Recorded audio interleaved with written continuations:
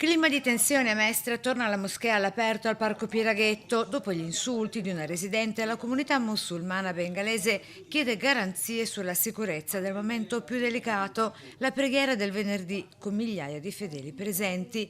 Il portavoce Prince Aulader ricorda che in passato la polizia ha sempre presidiato quando necessario, ma l'assenza almeno visibile in divisa dell'ultimo venerdì ha riacceso le paure. Il discorso della pubblica sicurezza lo decide il questore e il prefetto, quindi se loro ritengono che comunque c'è una situazione, un clima abbastanza tranquillo, non fanno il presidio, ma solitamente passa qualche macchina in borghese, vedono un po' la situazione e lo tengono sotto controllo da lontano, quindi non ci sono problemi di sicurezza, anzi io qua ho organizzato diversi eventi con 5, 6, 7 mila persone e non ci sono mai stati forze dell'ordine che hanno presidiato perché abbiamo comunque uno staff, comunque una gestione della sicurezza interna, quindi non abbiamo mai avuto necessità. I suggerimenti per le prossime Jamua, cioè le preghiere del venerdì in arabo. Di trovare un posto temporaneo anche fuori, un po' fuori dalla città e di trovare un accordo con il comune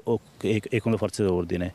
Loro stanno muovendo in quel senso, quindi se avranno bisogno di una mano io sono a disposizione della comunità, sia quella italiana che quella bengalese.